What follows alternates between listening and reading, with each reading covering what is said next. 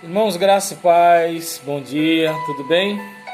Deixa eu compartilhar aqui com vocês um texto da palavra do Senhor que se encontra em Daniel, capítulo 6, dos versículos 25 a 28, que nos diz assim: Então o rei Dário escreveu a todos os povos, nações e gente de diferentes línguas que moram em toda a terra: a paz vos seja multiplicada. Da minha parte é feito um decreto pelo qual em todo o domínio do meu reino os homens tremam e temam perante o Deus de Daniel, porque ele é o Deus vivo e para sempre permanente. E o seu reino não se pode destruir, o seu domínio é até o fim. Ele livra e salva e opera sinais e maravilhas no céu e na terra. Ele livrou Daniel do poder dos leões. Este Daniel, pois, prosperou no reinado de Dário e no reinado de Círio, o persa.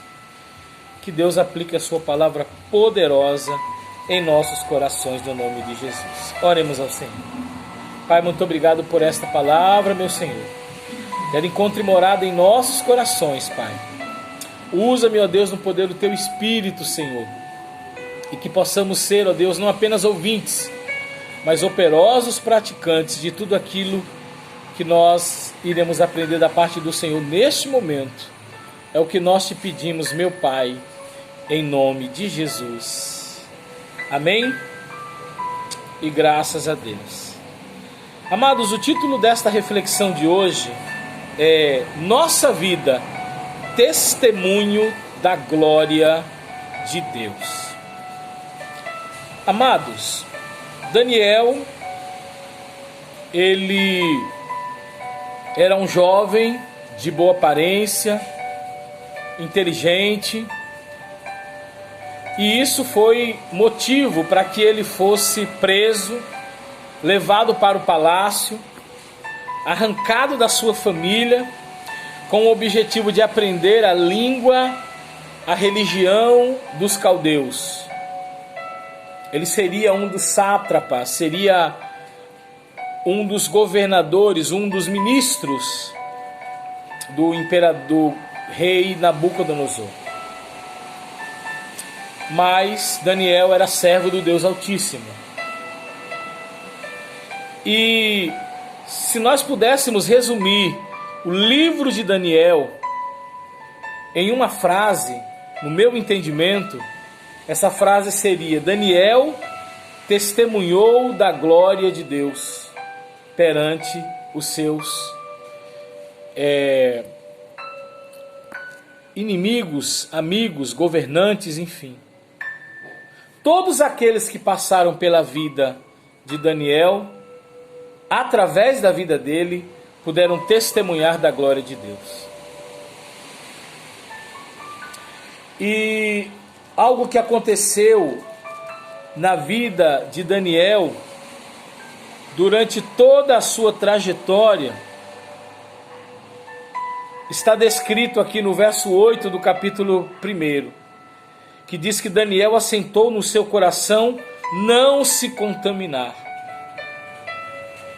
Eu estou falando de Daniel, mas isso também é presente na vida de Misael, Ananias e Azarias, conhecidos também como Sadraque, Mesaque e Abednego. Eles não aceitaram, por exemplo, no capítulo 1, os manjares do rei. Eles desafiaram o chefe dos cozinheiros a comer legumes. E no final de 10 dias, diante de uma proposta que eles haviam feito, foi constatado que eles estavam mais com aparência melhor do que aqueles que comiam os manjares do rei. E eles influenciaram, todos passaram a comer legumes. Assim devemos ser também na nossa vida. Nós precisamos assentar no nosso coração, não nos contaminar com os manjares do mundo, não nos deixar levar pela influência das coisas que estão acontecendo no mundo hoje. Nós temos princípios da palavra de Deus que precisamos viver e observar. E é a nossa vida, nós somos sal e luz, então nós temos que dar o bom testemunho da glória de Deus. O texto diz também lá no capítulo 1 que Deus era com eles, Deus era com Daniel, Deus era com seus amigos. Lá no capítulo 2, quando Nabucodonosor teve um sonho, e aí então Daniel, Misael, Ananias e Azarias já começaram a ser perseguidos, já começaram a ter inveja deles, porque eles eram mais dutos, mais inteligentes, mais perspicazes do que os demais. Mas o texto diz no capítulo 2, os versículos 11 a 30, que os 4 resolveram se unir em oração para que Deus desse a Daniel a interpretação do sonho.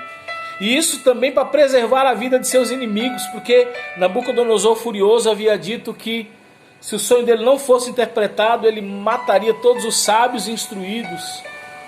E Daniel então ora ao Senhor junto com seus amigos, e Deus lhe dá a revelação do sonho.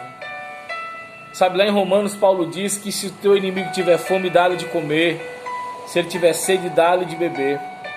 O coração do servo de Deus tem que ser um coração abençoador, perdoador, mesmo diante dos seus inimigos. O que dizer então do capítulo de número 3, quando Misael, Ananias e Azarias, eles verdadeiramente não se curvam à estátua de Nabucodonosor, e isso os leva para dentro da cova dos leões, dentro da fornalha de fogo ardente. Mas lá dentro o Senhor os livra. Não os livrou da fornalha, mas os livrou dentro da fornalha. Sabe, meus irmãos, mesmo que a nossa fidelidade a Deus gere consequências, mas Deus é conosco e nos livrará de cada uma delas, em nome do Senhor Jesus. E no final, Nabucodonosor precisa se render, glorificar a Deus pela vida dos 3. As pessoas glorificam a Deus pelo que tem observado da minha e da sua vida? Pensa nisso. Foi também preciso coragem para revelar a Nabucodonosor que Deus o faria perder o juízo e ele viveria um tempo como um animal pastando, sabe, em um local com outros animais, porque Deus queria quebrar o orgulho e a soberba do rei. Assim como Natã teve a ousadia de chegar, sabe, lá no rei Davi e dizer para ele que Deus o haveria de punir pelo que ele havia feito com Urias. Assim como Isaías, que foi lá ao rei Ezequias e dizer a ele: olha, você vai morrer e você precisa arrumar a tua casa. É preciso ter ousadia, meus irmãos, para falar aquilo que Deus manda falar, independente das consequências. Novamente foi preciso coragem, lá no capítulo de número 5, para Daniel revelar a Belsazar, o filho de Nabucodonosor, que havia sido constituído rei e havia profanado os utensílios sagrados do templo em um banquete profano. E Deus havia rejeitado e encerrado o tempo do reinado de Belsazar, escrevendo com seu próprio dedo na parede: Mene, Mene, Tequim, Pasquim. E aí Daniel teve coragem de revelar: olha, o teu reino foi rejeitado. E embora ele tenha mandado cobrir Daniel de ouro, Daniel seria o terceiro homem da Babilônia, mas os dias de Belsazar estavam contados. E o que dizer de Daniel na cova dos leões? Sabe, irmãos, o que eu acho tremendo está aqui descrito no capítulo 6, verso 4, diz que não se achava em Daniel vício ou culpa, porque Daniel era fiel.